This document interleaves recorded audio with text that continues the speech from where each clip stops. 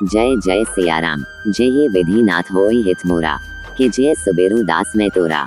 जय ये विधि प्रभु प्रसन्न मन होई, करुणा सागर के जी सोई।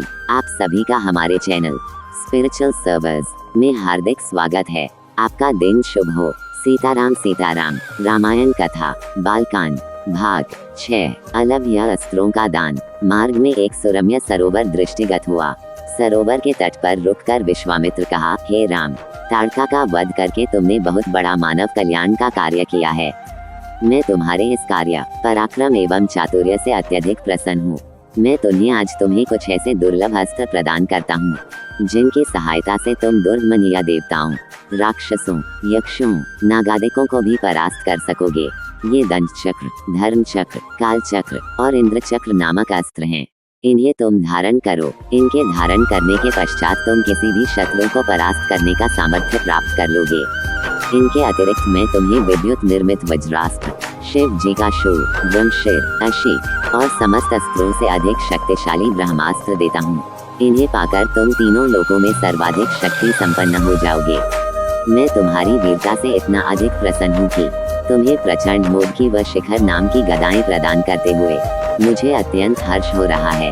मैं तुम्हें सूखी और गीली दोनों ही प्रकार की अश्विनी व पिनाक के साथ ही साथ नारायणास्त्र, आग्नेयास्त्र, वायव्यास्त्र, हयशिरास्त्र एवं क्रौंचास्त्र भी तुम्हें प्रदान करता हूँ। अस्त्रों के अतिरिक्त मैं तुम्हें कुछ पाश भी देता हूँ, जिनमें धर्मपाश, कालपाश एवं वरुण पाश मुख्य हैं। इनके पाशों के द्वारा तुम अत्यंत फुर्तीले शत्रु को भी बांधकर निष्क्रिय बनाने में समर्थ हो जाओगे। राम, कुछ अस्त्र ऐसे हैं जिनका प्रयोग असुर लोग करते हैं। नीति कहती है कि शत्रुओं को उनके ही शस्त्रास्त्रों से मारना चाहिए। इसलिए मैं तुम्हें असुरों के द्वारा प्रयोग किए जाने वाले कंकाल, मूसल, घोर कपाल और किंकनी नामक अस्त्र भी देता हूँ।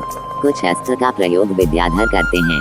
उनमें प्रधान अस्त्र हैं खड्ग, मोहन, प्रस्वापन, रश्मन, सौम्य, वर्षण, संतापन, विलापन, माग्नास्त्र, गंधर्वास्त्र, मानवास्त्र, पैशाचास्त्र, तामस और अद्वितीय सौम्नास्त्र। इन सभी अस्त्रों को भी मैं तुम्हें देता हूँ।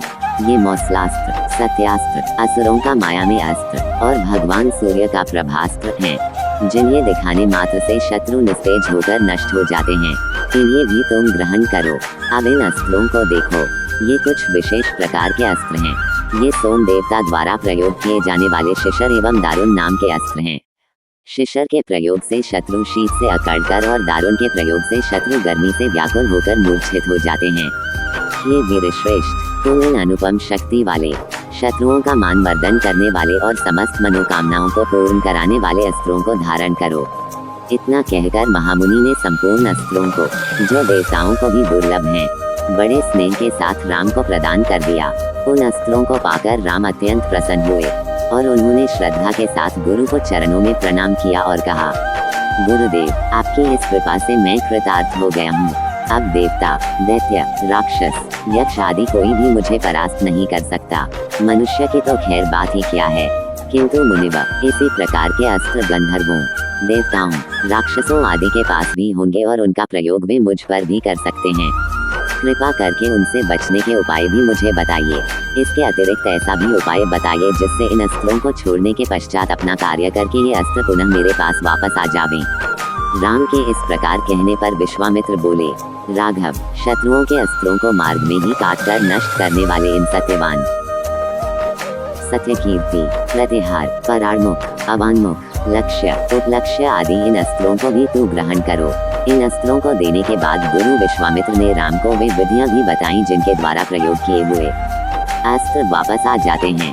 चलते चलते वे वन के अंधकार से निकलकर ऐसे स्थान पर पहुँचे जो भगवान भास्कर के दिव्य प्रकाश से आलोकित हो रहा था और सामने नाना प्रकार के सुंदर वृक्ष, मनोरम उपत्यका एवं मनोमुग्धकारी दृश्य दिखाई दे रहे थे।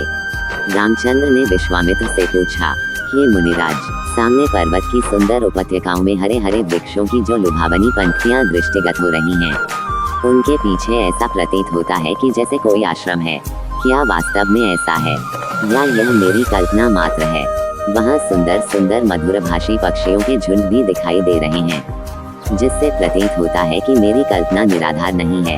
जय जय सियाराम। आगे की कथा भाग 7 में कल आपको पुनः मिलेगी। आप सभी का दिन शुभ हो। हमारे चैनल पर बने रहने के लिए लाइक, फॉलो और सब्सक्राइब करें। जय जय सिया राम।